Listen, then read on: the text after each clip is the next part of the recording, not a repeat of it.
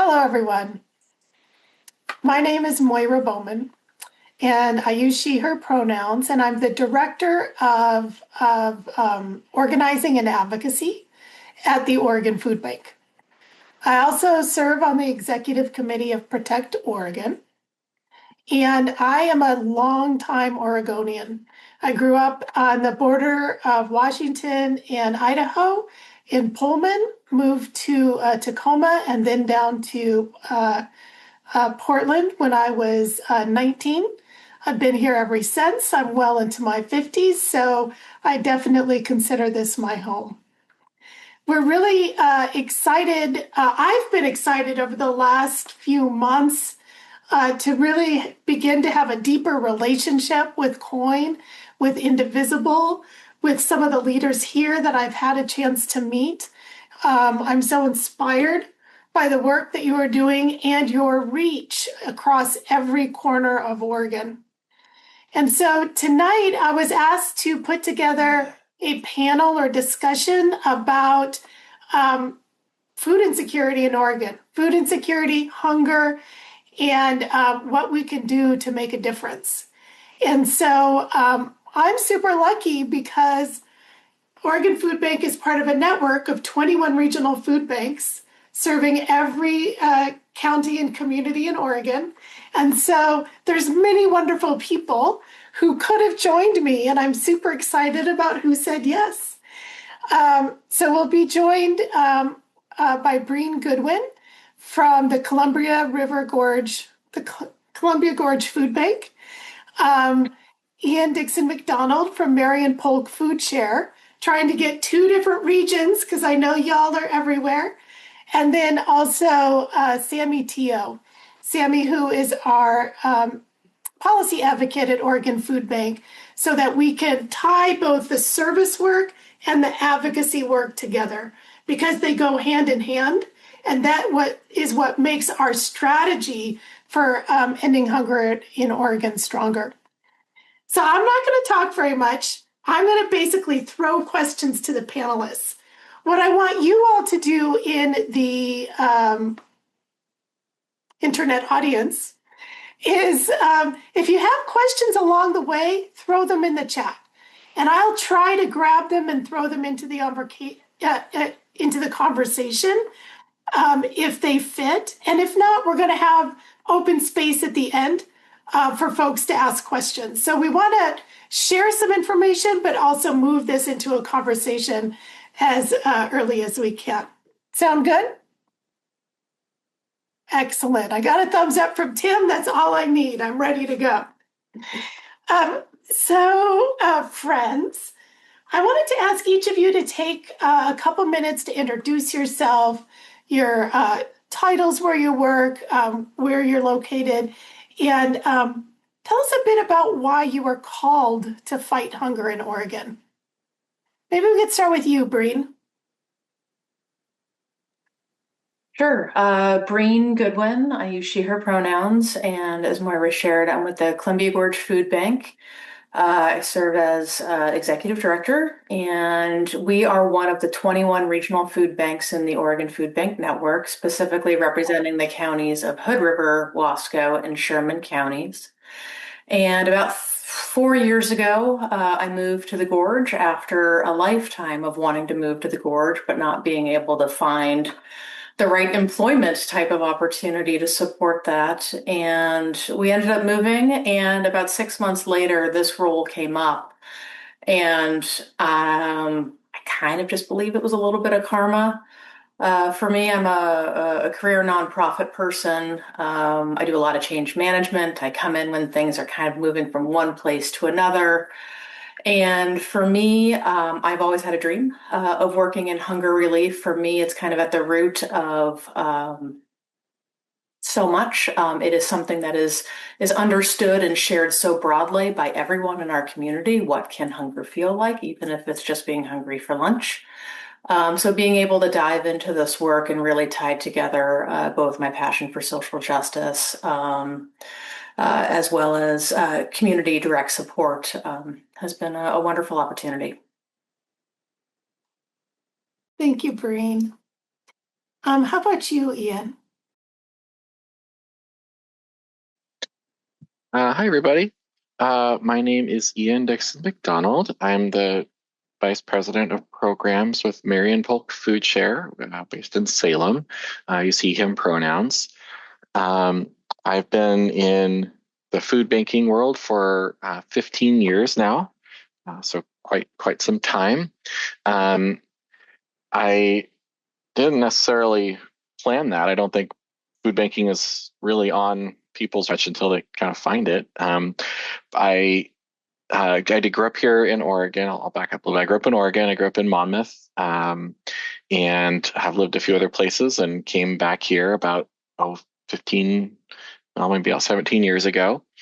Um, and I knew that I wanted to do something. I think for a long time, knew I wanted to do something where I was able to use um, my career, I guess, career or work time. I mean, we put so much of our lives in our country towards work. I wanted to do that in such a way that I could leave something positive behind. I think that was just something I had that, I guess, the privilege to think that way and to have that kind of freedom.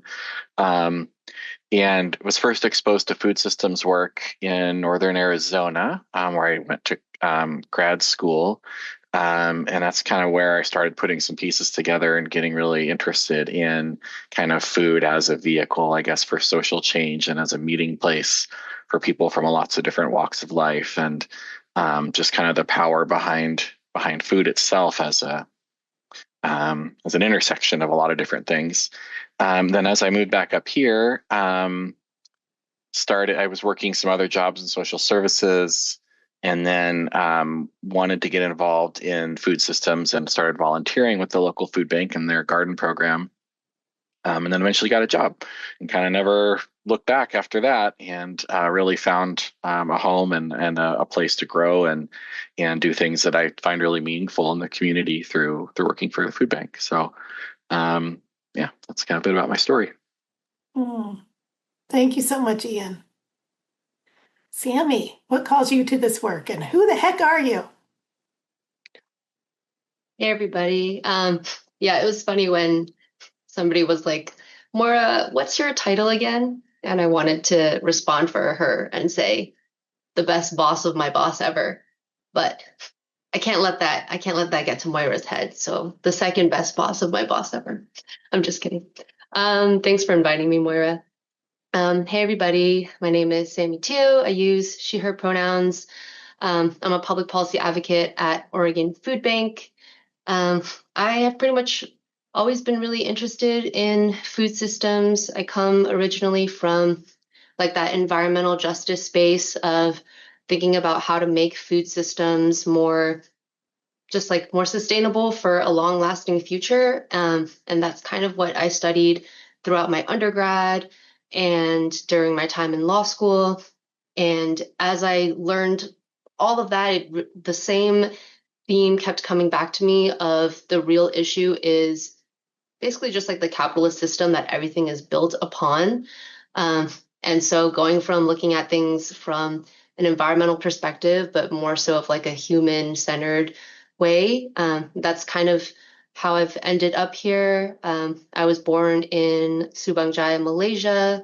I'm Malaysian Chinese, so, you know, naturally exposed to the greatest food in the world. So food has always been really special to me. And so it's really an honor to get to work in the field of advocating for everybody to be able to access food. I'll pass it back to you, Moira. Yeah, thank you so much. We take the time to share our personal stories, knowing that what we would love to do is be able to hear from everyone on this call that truly the work to end hunger is based in relationship. And so, again, we're all grateful to be here, to be able to be in relationship with you all, knowing that we have to figure out how to build that relationship across technology, time, and space. I wanted to turn back, Breen and Ian. Again, starting with you, Breen, can you share a little bit about what rising food insecurity looks like in the areas that you serve? What unique needs and opportunities are you experiencing? Sure. And as I jump in, I just want to give a shout out to Debbie, as I love to see Debbie on this call in this space, and so happy we get to share this unique space together. She's my local coin amazing human. So shout out to you, Debbie. I'd like to start with something that's been really important in my community, talking about food insecurity, is distilling this down and in some ways stripping away the myth that this is an issue of food. And what I like to say is food insecurity is not about a lack of food. This is a resource and a resource distribution issue. And we can say this in a lot of different ways. But that is a framing that has been resonating in my community. And I'm finding, depending on what county I'm in and what part of the county I'm in, I have the same messaging, but sometimes I use different language. So for us, food insecurity, it's really important to talk about resources and resource distribution. And the most obvious resource is money. Food insecurity is driven by polarized distribution of wealth. But time is also an important resource with food insecurity. So is transportation, especially as someone who is representing a more rural and frontier community. And I appreciate having Ian here too, being able to talk to more of an urban metro type of community. So for folks in our community, we are seeing between 2024 and 2025 level visits, level need. Gratefully, we're not actually skyrocketing higher. And I also think that some of our numbers were lower this year due to fear of what is happening with ICE and due to the impact of ICE with our cherry harvest. During about 6 to 8 weeks of the year, this is a unique thing in our community, our population grows substantially. And in that time, the community rallies together and figures out ways to support our migrant farm worker neighbors. And I do believe our numbers were much lower last year because we had a lot less folks who felt safe coming to town. And it's interesting in a community like ours, where if the cherry harvest doesn't happen, the cherries stay on the trees. So what are those food system issues along along that chain of events? So those are just some unique things that are happening in our areas. But as all of our expenses have gotten higher, as our gas is higher, our transportation costs are higher, those who live in our more rural and frontier communities are trying to figure out ways to make the dollar stretch even more. You can't just walk to the grocery store if you live in Antelope. It's a couple hours to be able to get to a resource. One thing that's kind of interesting in our community that our pantry in Wamak actually just shared when I was meeting with them last week is sometimes our pantry has the most amount of fresh produce in the community that they actually end up having at the same amount or more than the grocery store that's in town. So it's fascinating to look at food insecurity and hunger relief, amplifying things, not in ways that I hadn't particularly thought of quite yet. So I'm very proud of our community. Our community has been rallying to support those who do not feel safe, leaving their homes in a way that we are really using a more creative way to get food to folks through our authorized rep forms, as well as really being in the community and helping with any type of mutual aid that is necessary. So food insecurity is a big part of that. I think I'm at my 3 minutes about, so I'm going to go ahead and throw it over to Ian, I think. Before you do that, because it's so important that every single one of us understand what this authorized rep form is, because no matter where we live in the state, this is an important tool that we all need to be able to help fight hunger. Can you just take 2 seconds to explain what that is? Absolutely. So our pantries that you can find all of the pantry locations in the Oregon Food Bank Network by going to OregonFoodFinder.org. any of those pantries would also be able to accept a visit from someone who is not the actual client. So using Sammi needed to pick up some food, has time and transportation barriers, safety barriers, whatever it might be, can ask Ian to go on her behalf and represent her household and pick up on her behalf.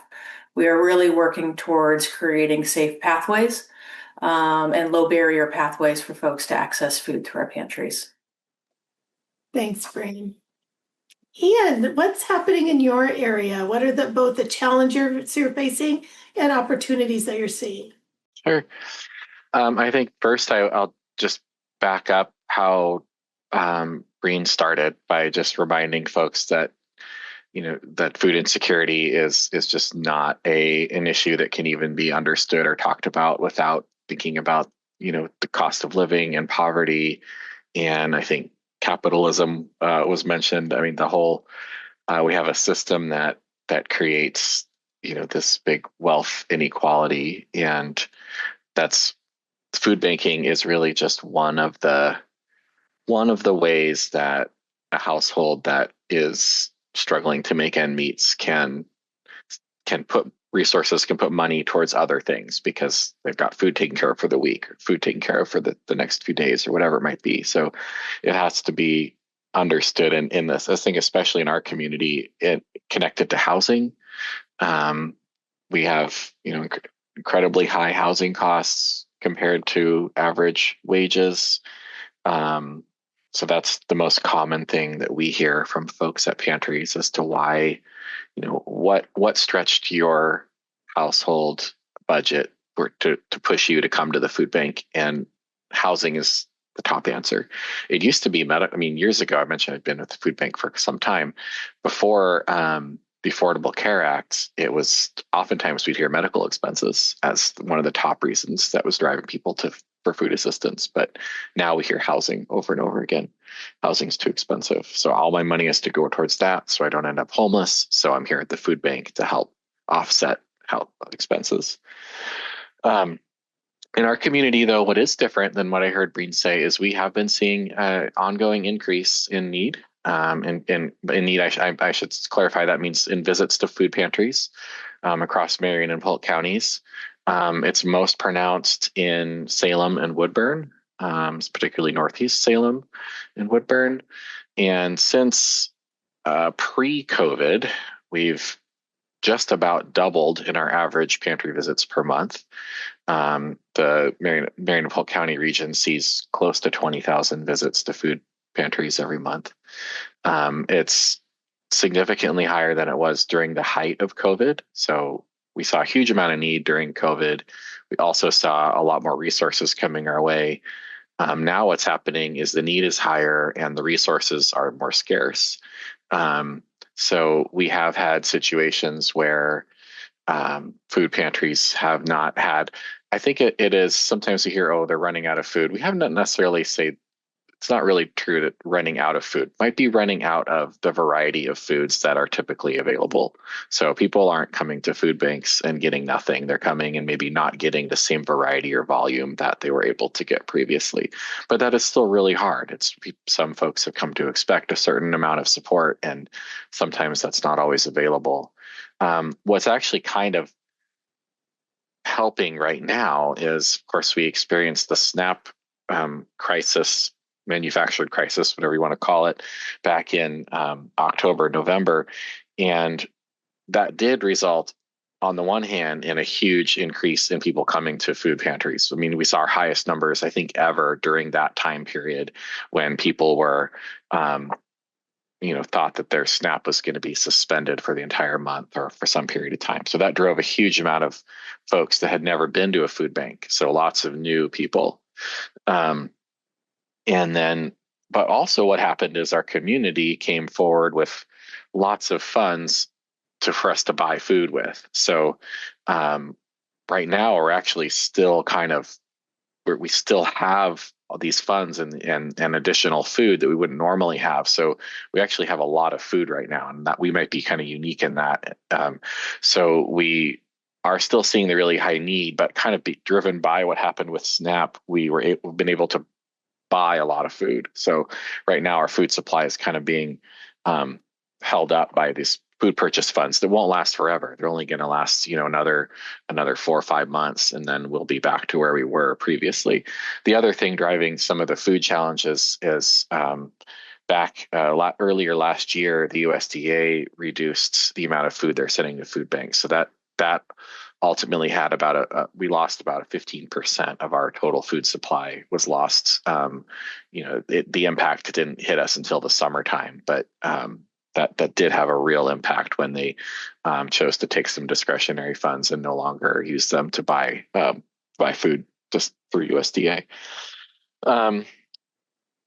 So, and I think I have another question to talk more about this, but the other big thing impacting hunger in our community right now is what's going on with immigration and ICE in certain areas, particularly in Woodburn. While everything else is setting up, Woodburn did actually see some decline in food pantry visits particularly during times of very high activity of ICE in Woodburn. Word spreads really quickly, and the whole town just kind of shuts down when that's happening, and that includes the food bank and includes all businesses and other things in public as well. So we have seen that. I think I'll talk later about some of the ways we've responded to that. But am I missing another part of the question, or should we move on? Let's keep moving. This is Okay. Great. Thank you so much, Ian. Yeah. Ian mentioned SNAP and the SNAP crisis in November. And of course, the SNAP crisis didn't start in November and it's not over. So Breen, can you say a few words about what we're looking at in terms of SNAP? And I think it's interesting, as I think both of you in different ways are talking about, we're at kind of a steady place right now with our food banks, lower numbers a little bit in the Gorge area, riding a bit of high from donations coming in during the SNAP crisis. And yet, food insecurity across Oregon is rising. And food banks are only a tiny little part of how folks experiencing hunger get their needs met. So, Breen, tell us a little bit about where we're at with SNAP. Sure. I'm going to talk a little bit more from my perspective, and I imagine Sammi will probably get a little more nitty-gritty in some of those pieces as well. So in the House Bill 1, I should know this, House Bill 1 that passed in July, there were reductions that happened that were to take effect in the fall. It just so happened that the SNAP delay coincided with things that were already scheduled to start decreasing. So a lot of folks saw the SNAP delays that were happening was the disaster and emergency, and frankly, it was. Shutting down that large of a system not only impacts the individuals, it has, in long-term, catastrophic economic impact on our communities. But many of our neighbors might not qualify anymore. And I'm going to let Sammi probably address the really specifics. But when we start reducing the amount of people that qualify for SNAP, we are likely going to see an increase in need at the pantry level. Our pantry network, frankly, is the support system for SNAP. We are the emergency system for SNAP because SNAP is not enough. So when SNAP delays happened, it kind of crushed our system in a way that we're already just trying to be a safety net for this program. And now trying to replace that whole program is so far beyond the capacity of this network and really strategic intention that it created some major issues. I think folks as a whole have recovered from that particular delay. I think pantries as a whole have recovered from that particular delay, with the exception of this subset of people that no longer qualify. And Not only is this going to, by reducing and limiting who has access to SNAP, it's not just taking food from tables, it's actually taking away autonomy and humanity from our families. SNAP is one of the most important ways that we can redistribute wealth, infuse choice and humanity into our economic system, and allow our small to big communities to work. And by isolating this subset of folks that no longer qualify or have reduced qualifications is putting really some of our most vulnerable communities at even higher risk. And what's really disheartening to me is some of these subsets are those who are seeking safety within the U.S. That now have a basic human right of food taken away from them. SNAP, for every meal that we as a food banking and food pantry system can provide, I do believe the number is now SNAP provides 9. It is an amazing system. And perfect. Good job. I got the number right. And I will say, I love my work. I love being involved in hunger relief. And I would give it up in a heartbeat if we could redistribute wealth in a way that allows people to go to the store that they want to go to and be able to shop. That I think anyone who is in hunger relief and food banking understands that we are the Band-Aid for the much longer term solution. Our job is to try and keep people alive. Policy change is what is going to move folks forward to being able to thrive. So it's important to know our place in hunger relief. I would also like to share really on the SNAP side of things, the economic impact that it can have can actually keep grocery stores open, especially in rural and frontier communities. That if SNAP goes away, we might lose that one grocery store in that small town and then create more time and transportation and financial barriers for folks to access food. We could see additional grocery store consolidation, making it harder to access nourishing food. So a program like SNAP is so much more than just food. It is an economic stabilizing factor in our rural communities. I'll let someone else talk about the urban communities. That's not my space right now. But I think what I want to share is SNAP is so much more than just a food access program, that it is a binding agent for our rural communities. Yeah, thank you so much. So I am going to move us along. I'm going to move us off SNAP for a minute. I'm going to go back to Ian. I want you to talk a little bit more, if you don't mind, about what's locally happening around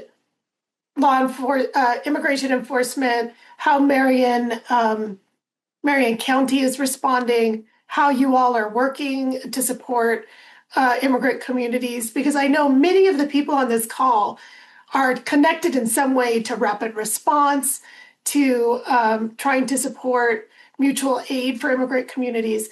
So if you could share a little bit about that. And then I'm also going to say, my friends, I'm now going to have to time keep a little bit more strenuously with much gentleness. So if you could take about 2-3 minutes, Ian. Sure. So as I mentioned earlier, I mean, the impact that we've seen is there's a chilling effect on people coming out to receive food at food pantries, and that's particularly most been pronounced for us in Woodburn. I think that's happening also in Salem, but the impact is a little more diffuse, so it's not as kind of obvious when we look at our numbers. But in Woodburn, it has been really clear, and the staff and volunteers that we have there are also very connected to what's happening in the community, and say that this is what people are telling them as to why they're not coming, or they'll talk to partners and hear those things.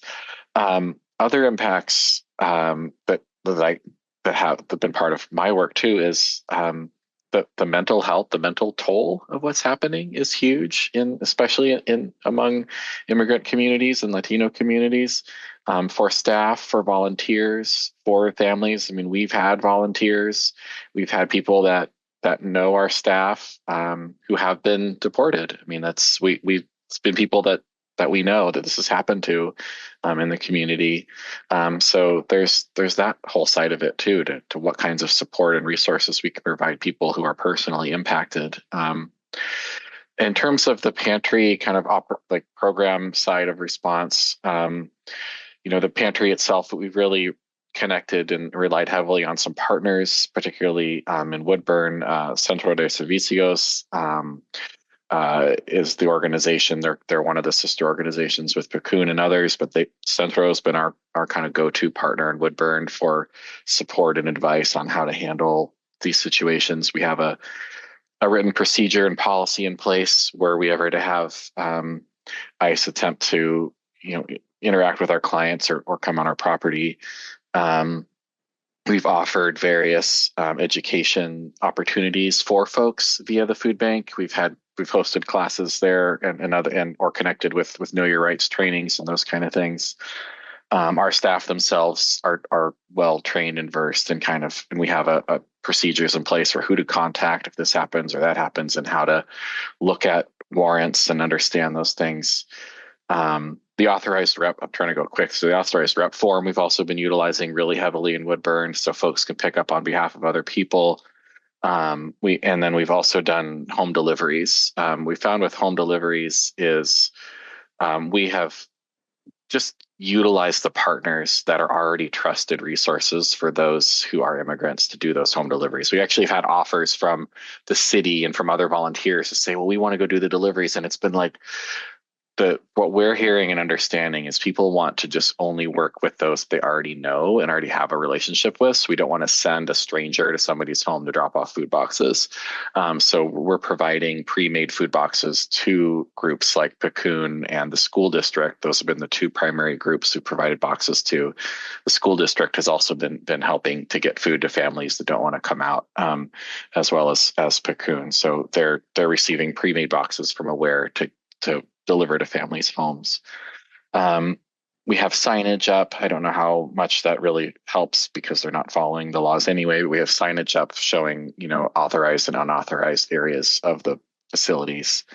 I think that I hit most of the list I have, so I'll try to go. Wonderful. Thank you so much, Ian. And I do believe that recently, was it the city of Salem or the county of Marion that just passed strengthened protections for immigrant communities? Salem has put money behind it. Woodburn has put out a lot of supportive statements. So, Woodburn has a mayor that has put out, has said really clearly, we don't want ICE. ICE is not welcome in Woodburn. They're not welcome in our community. They're very strict about their law enforcement, not supporting immigration stuff. Salem, they haven't been quite as strong on what they've said it's a little more of a mixed, probably political perspective on Salem, but they did recently put in money in a social service fund, and a chunk of that money, I believe, is reserved to support whether it's legal fees or other supports for immigrants in particular They did also, and then a portion of that money also came to us that we have to use to buy food. So not directly related, but the food will get to those areas. Wonderful. Thank you so much. So, Sammi, can you talk to us about the fact that clearly hunger is a policy choice and the current administration and Congress are making the wrong decisions? So give us a little bit of sense of what's happening at the state level and start kind of moving us, if you can, to ways that folks can get involved in helping to participate in these fights. We know that the short session is over, but that doesn't mean the fight is over. So turning it over to you. Yeah, thank you. Decisions made at the federal level, massive impacts, very wrong right now. It can be really tempting to just resign to this feeling that there's nothing we can do on a state level, because it seems like a lot of the decision makers on a federal level are not listening to the people. But we need to remember there's a lot that we can do at the state level. And what happens in Oregon has a wider impact beyond Oregon, because we're technically one of the more left-leaning states. So other states are looking to us. So the policies that Oregon passes can help shift the national narrative of what is possible and like pave the path for partners across the country who are advocating for some of the same things that we are. So there's a multitude of ways that we can respond on a state level, from like critical harm reduction, like Breen was referring to, that is flexible and that meets the moment, like some of the things that Ian's doing on the ground, all the way to changes that gets to the underlying systems that affect all of us. And they are all equally important. And it's really important that as we're navigating those decisions, to look at the current landscape and to be adaptive in a way that doesn't compromise your mission, but is strategic with our resources and understands that we are in the long game. So I feel like that was kind of cryptic, but that's to kind of set us up for what the current legislative session looks like. So there's a couple conditions to consider with this session. Number one, it's an even numbered year, which means that Oregon's session is a short session this year. So everything is getting passed within a brief window of 35 days. That is like just about to end here. Number two, and this is the big one, is that the amount of money that lawmakers have to work with is like so much smaller that we are, and when I say we, I mean like all the advocates are shifting our stance from proactive to defensive to meet the moment, from advocating to establish meaningful programs to just like defending existing ones from ceasing to exist. And the reason for that is because of HR 1. That's HR 1, the bill that Breen was referring to, the One Big Beautiful Bill Act that passed in July. That bill included the largest cut to SNAP in U.S. history, which is why protecting SNAP is one of Oregon Food Bank's priorities this session. So, like, yes, on a federal level, SNAP is facing massive cuts. That's a choice that Congress made. But on a state level, we can advocate to state decision makers that as they're making the choices to implement HR 1, for those choices to be as humane as possible and to mitigate the damages from HR 1 as much as possible. Or in other words, keep as many people on SNAP as possible. And Oregon lawmakers and the Oregon Department of Human Services, they are choosing, at least in this session's budget decision, we need to continue advocating to them next session, but for this session, they are choosing to make those decisions in a humane way. And they're actually deciding to invest in system upgrades, and like having enough caseworkers, improving the security on EBT cards to prevent benefit theft. And I hope to know more about those details by the end of this week. But so far it's looking promising, at least in terms of like choosing the more humane route to implement an extremely harmful federal policy. That's one of the ways we can respond on a state level in the current landscape that we are in. Another thing that HR 1 did that Breen referred to was just like outright kicking refugees and other humanitarian immigrants off of SNAP. And mind you, these are all legally present immigrants, many of whom have to meet SNAP's vigorous work requirements. So that decision wasn't because Congress cares about whether immigrants are legally here or whether they're employed, because these folks are both of those things. But regardless of that, everyone deserves access to food. Having status doesn't make a person more or less entitled to food. Food is a basic human right, but just setting that landscape of there's no logic behind these decisions. But that aside, HR 1 removed SNAP eligibility for refugees and humanitarian immigrants. So nationally, that is about 90,000 people who will lose SNAP per month for this specific policy. And in Oregon, that's about 3,000 refugees and humanitarian immigrants who have just abruptly lost SNAP, hundreds of dollars a month. Most of the people who lost SNAP in Oregon because of this change are children. And so our response to this in this session, in this current budget environment, is more like an emergency response, a harm reduction one. So we advocated for one-time funding so that these folks who lost SNAP in this way can have temporary support and stay afloat. Of course, this is not going to turn like our broken system upside down. It's just funding that will provide transitional assistance to help these people adjust from this like abrupt loss of food. again, not a long-term change. Long-term change would be making these vulnerable people, because these are vulnerable statuses, eligible for SNAP again. But it plays an important role in helping people to stabilize. And it's one way that we as a state can like stand up for people that are losing protections on a federal level. And I'm excited to say that it looks like we will successfully secure this one-time funding. We'll know for sure within a few days, but that's really exciting. But that is just one policy. There's so many bills that are passing this session in the next few days that respond to HR 1 and the crisis that we're in, and not only mitigating harm, but they also like get at the systems that are enabling what's happening. So, for example, there's a bill that's probably going to pass that protects Oregonians from predatory digital surveillance by prohibiting private data brokers in Oregon from selling our personal information in a way that that information can be used to detain us and our neighbors. That's something that gets at the system. It's something that states can do to respond to what federal agents are doing. Whole range of responses to this crisis.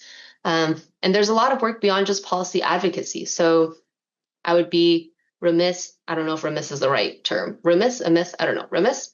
I'd be remiss not to bring up Oregon for All.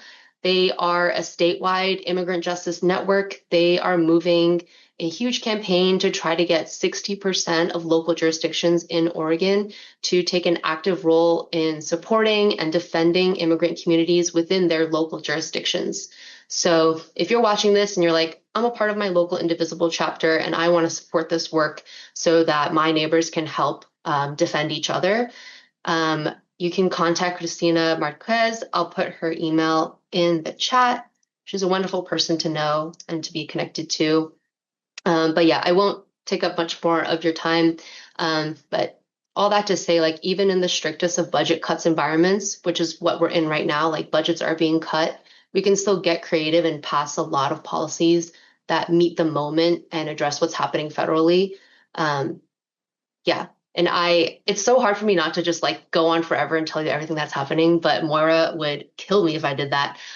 So I'll actually put some like action links that you guys can take in the chat if you want to like on your own time reach out to legislators.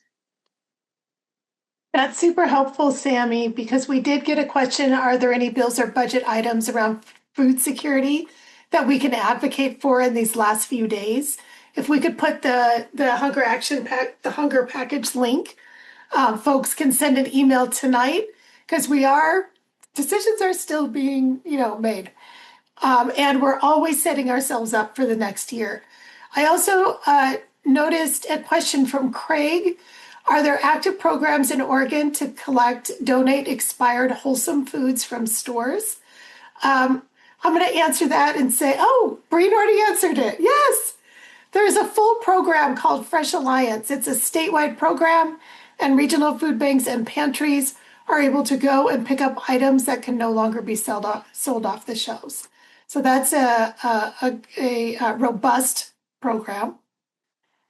I want to invite other questions from the group. Throw them in the chat or come off mute. I am going to take 2 seconds to answer a question that often comes up, but hasn't come up tonight, but I'm going to preempt it, which is food drives or fund drives. After hearing about all the the possibility for working with food banks and Oregon for All chapters and they're not chapters, the Oregon for All Network, Rapid Response Network, Indivisible chapters, the idea of should we be doing food drives in order to address hunger. And so I want to just note that for most food banks, for the food banking system, after you've heard Ian and Breen talk, you get a sense of kind of the scale. And the scale at which we need to bring food in and move food out means that food drives at the big level, at the big food banks, at the statewide level are actually really challenging because it's just not at the right scale. But if folks want to do a local food drive or with a congregation with their Indivisible chapter, finding a pantry, a food assistance site in your neighborhood can be a good match for that kind of community building. And we at Oregon Food Bank often talk about, at the larger level, replacing food drives with fund drives. Because one thing that the food making system does well is buy food at scale or access food at scale. And so we can make a dollar go a lot farther than any other individual can in terms of, or group can, in terms of raising funds. So I always like to address that. There are so many ways to get involved. Indivisible is so poised to partner on the local jurisdictional fights alongside Oregon for All. These are anti-hunger fights. Y'all are so poised to have conversations with your local, state, and federal electeds. This is one of your superpowers. That's a contribution to ending hunger. And then folks sometimes like to do a community-oriented event to raise food or funds. That's a way to help end hunger. I wanted to make sure we named all of those explicitly for folks. Thank you, Moira. I will point out that a lot of Indivisible groups will have people bring food donations, for example, to their meetings or to their events. Yes. You know, over in Rogue Indivisible in Grants Pass, for example, they constantly are raising a lot of food there for their local food banks. So I want to thank everybody. We do have to stop at this point because we do have a couple of other items of business we need to get done in the last 9 minutes that we have. But I really want to thank you all for coming and giving us this perspective on food issues within our state. It's going to give us something to think about, something for us to strive for, and to be better at. So thank you very much.